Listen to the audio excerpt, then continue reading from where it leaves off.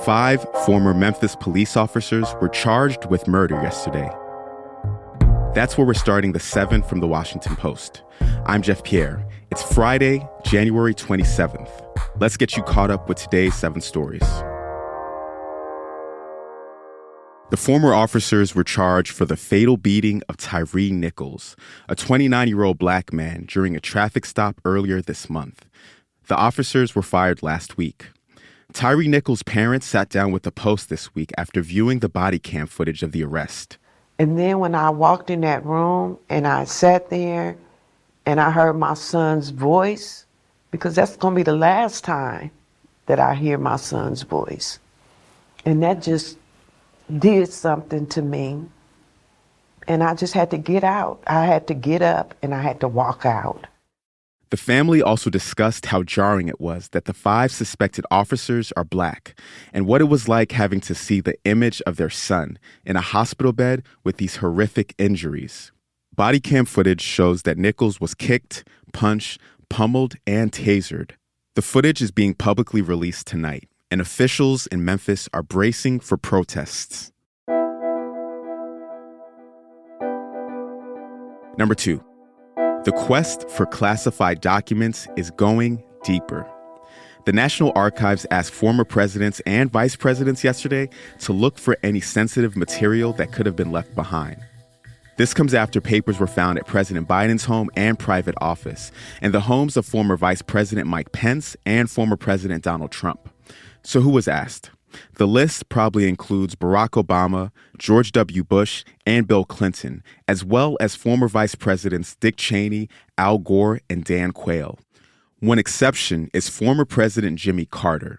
The Presidential Records Act only covers papers created or received after he left office in 1981. Number 3.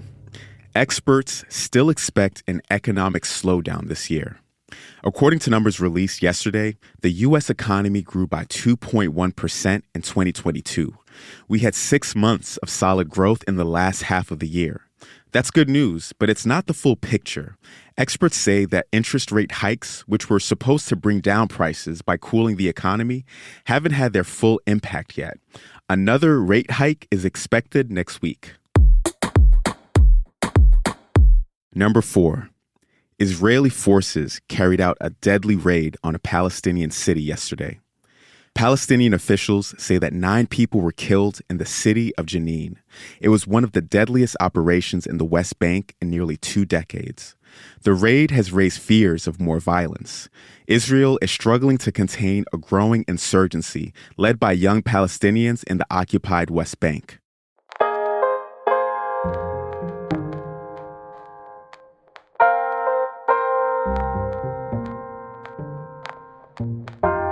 Number 5. The U.S. plans to relax blood donation rules for gay and bisexual men. Under these new guidelines, monogamous gay and bisexual men will no longer be forced to abstain from sex to donate blood. The proposal is expected to be put forward soon. This move follows years of pressure. These rules were created early in the AIDS crisis, and many experts say that they're outdated, homophobic, and ineffective at keeping the nation's blood supply safe. We'll find out on Sunday who's going to the Super Bowl. That's our 6th story today. The San Francisco 49ers play the Philadelphia Eagles at 3 p.m. Eastern on Fox. The Cincinnati Bengals play the Kansas City Chiefs at 6:30 on CBS. If you're thinking that lineup sounds familiar, that's because it is.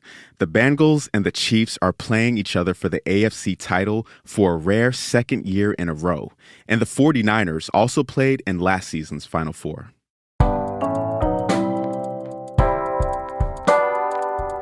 And number 7, a new study has identified ways to slow memory decline and lower the risk of dementia.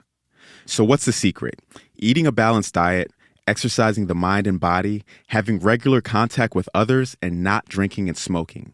The findings were published this week. They aren't entirely new, but add to a growing body of research that suggests a healthy lifestyle may help our brains age better.